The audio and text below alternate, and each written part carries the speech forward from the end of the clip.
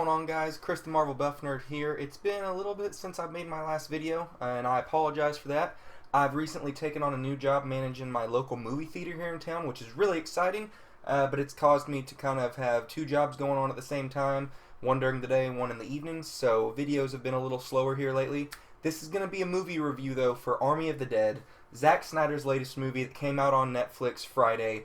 I've watched it twice already, and I had it on in the background earlier when I was cleaning house.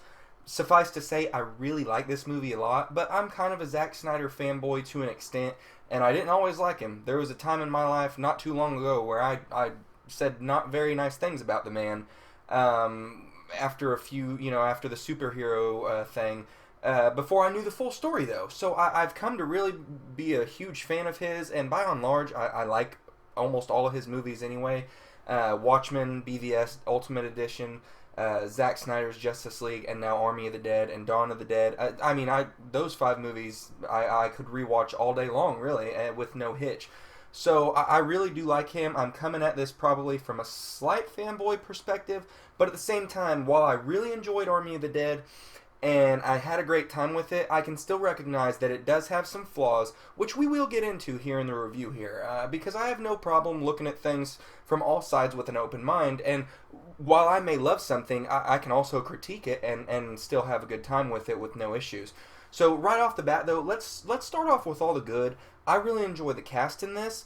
The opening credits is amazing. As always, Zack Snyder, he's famous for his opening credits, always doing something cool and having a musical element and just a beautiful symphony. It's just like he's just such a good composer and director, and he did the cinematography in this movie, which is awesome. He was all hands on. He was right there doing everything up front and close with all of his actors, which is just really cool. There's been a lot of behind the scenes stuff that's dropped for this on YouTube in the past couple days, plus a 30-minute behind the scenes making an Army of the Dead featurette on Netflix you can watch as soon as you finish the movie. I veg out on stuff like that, and I love knowing behind the scenes little cool elements. But the cast in this, I really have a good time with. I'm gravitating towards liking Dave Bautista as a leading man actor more and more as the years go on, because he's starting to find his acting chops more and more. He was amazing, of course, in the beginning of Blade Runner 2049. I've always liked him in Guardians of the Galaxy, even though he doesn't, he's probably not going to continue with that franchise much longer after the third film. I really liked him in this. I liked him in Stuber. I liked him in My Spy. So, and back when he was a wrestler, I grew up watching wrestling with my family as well. I liked him when he was a wrestler too. And I've liked seeing his progression as somebody who lifts weights myself. I've liked watching his body progression because he's like 50, 51 or something like that, early 50s now, and he's still much the same shell of the man he was 20, 30 years ago when he was first hitting the wrestling ring and whatnot in his amateur days. So it's really cool to also just see his bodybuilding career go on. I veg out to stuff like that, especially on leading man actors I like. But he gets to tap into some emotion in this movie. He cries a couple times, and it's really believable. Spoilers here. We see a flashback scene of something that really altered his life. His wife gets the zombie virus in this movie, and so we see this heartbreaking flashback where he has to take the life of his wife. Sorry for all the rhyming here, not trying to be too comedic, but it's a real heavy scene, and you can feel the gravity on his face and whatnot of what he has to do. It has to be done in this moment for the survival of him and his daughter, but it just doesn't take away the heaviness factor of how deep and how hurtful that is, and how much that's going to affect you for the rest of your life.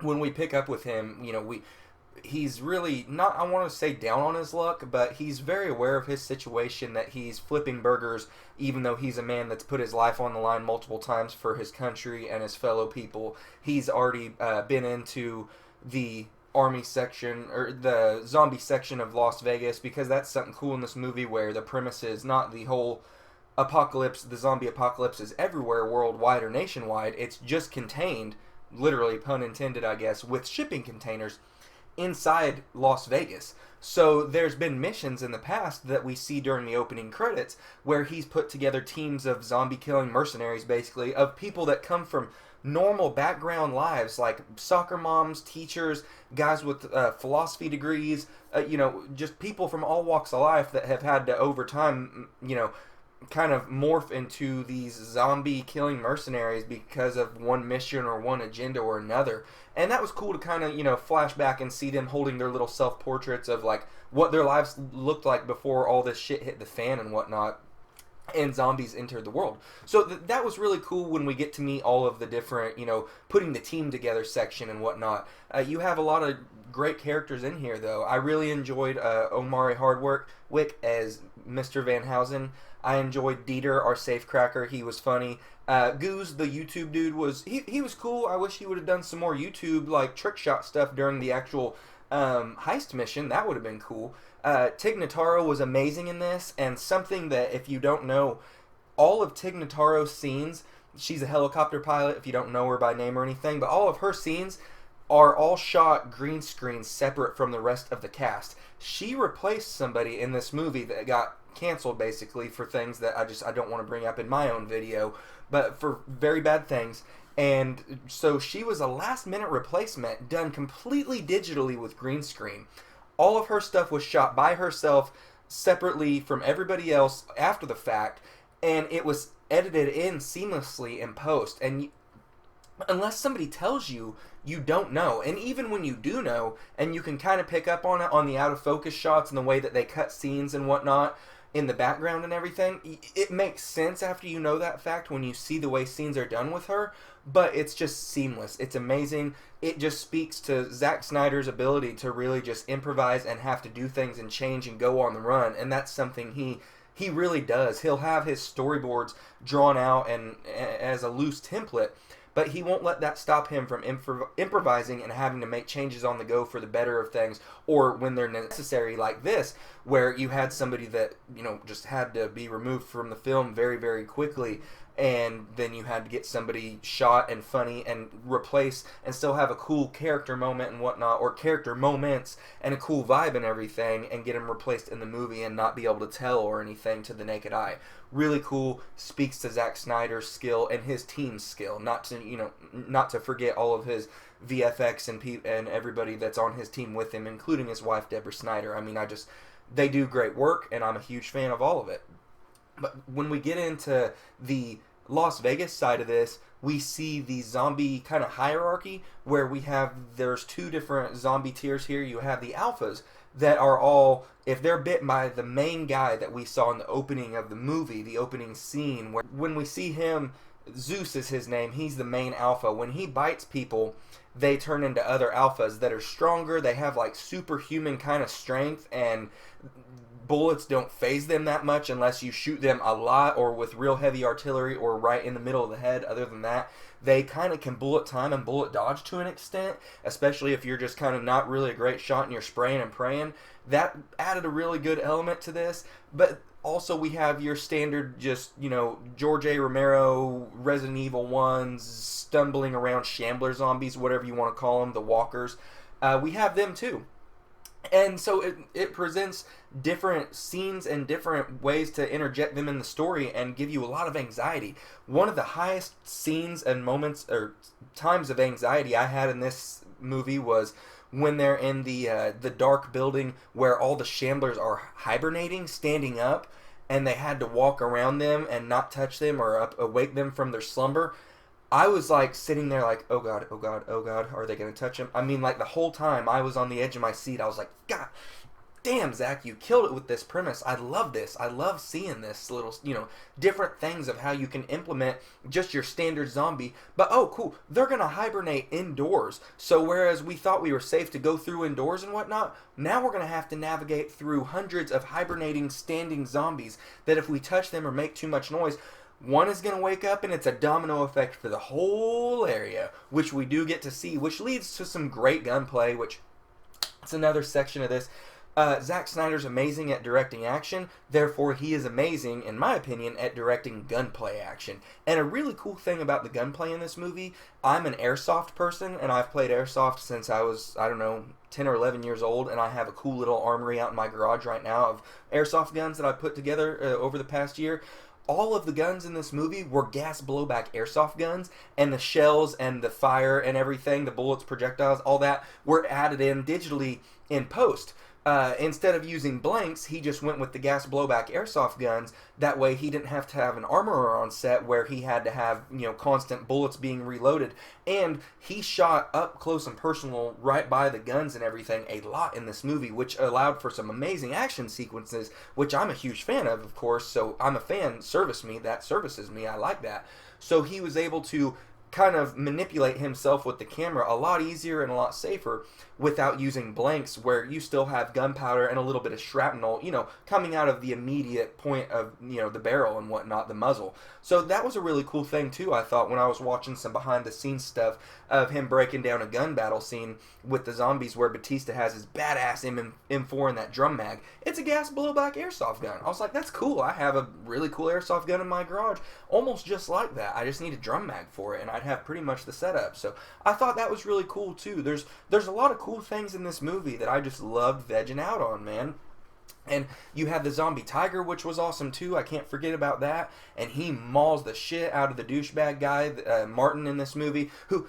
He's a really cool actor. I enjoy him. And he actually did almost all of his own stunt work for the zombie tiger scene where he was on wires and getting thrown around and stuff. And he was really proud of that. And I always love to know that an actor that isn't used to doing hardcore stunt work and isn't a stunt actor by trade wanted to say, you know what, I want this to be as real as possible for the audience. I want to do this myself. Put me in there. I'll take my lumps. I'll take my bruises, and I'm going to move on with it and add that to my resume. And that dude did. So that's awesome. I'm happy for him. He did great in the movie. He got you to hate him, which is what you're supposed to do. Like, you're supposed to hate his character. He's a piece of shit. Hiroyuki Sanada's in this, and we just saw him as Scorpion in Mortal Kombat last month, and he is an awesome actor. I still cannot believe he's 63 or 64 years old. The dude looks great. His delivery is good. He has that great mystique to him. It's just... Every actor or actress in this brought something cool, in my opinion, and I can't name them all, but they all had something cool to do in this for the most part. Overall, I really did enjoy this. The only thing I really can pick apart, the only bad I can get to, and then we'll wrap this up, is I wasn't a huge fan of the daughter storyline, because this gets into the trope of the daughter's going to tag along, and she's going to have her own damn agenda that's going to jeopardize everything else, because she has good intentions behind what she's doing, but in this world, in this scenario, you've got to sacrifice some things for the greater good and everybody else around you and move on. And I feel like this movie, if we would have just cut the Gita storyline and cut the Olympus, having to rescue the daughter at the end, I think we could have ended up with a 2-hour movie instead of a 2.5-hour movie. And I think it would have been a lot tighter, and there wouldn't have been any weird storyline where I would have went, this is... Gosh dang it, because no matter what you say about her great intentions and what she was trying to do to rescue Gita made her own bed, man. At the end of the day, no matter what the daughter's good intentions were, Kate's intentions were, she still made half the team get killed, and got her dad killed, and just... You know what I mean? It was all for naught. So I really wish we could have cut that storyline out and just not really had it. I think we could have had a tighter movie with nothing for me to really pick apart at all. But still, overall, this movie is very high on my list for this year. One of the best movies that's on Netflix right now, especially an action flick like this and Extraction, are just, in my opinion, like top tier Netflix originals. So this is amazing. I really wish I could have made it to a theater to catch this in person when it ran last weekend in theaters for one weekend, but it was only in Cinemark, and the closest Cinemark to me is almost 2 hours away in Tulsa, Oklahoma, so it wasn't in the cards. The stars did not align for that to happen, but I would have loved to have went and supported Zack Snyder's vision and everything in theaters and let him make a little bit more money off me, because it still made like $784,000 in its one weekend run in only Cinemark. So I think if you break the numbers down, I think that's still pretty good. But yeah, overall, guys, Army of the Dead, I love it. Another great addition to Zack Snyder's resume.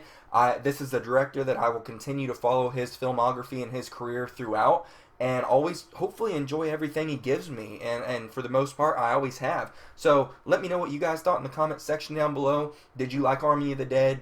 Was there any plot lines, characters you didn't like? Did you enjoy the zombie kills? Was it a good time? Did you wish certain characters would have done more or less? And yeah, let's just have a good time. Appreciate it, guys. Have a good one.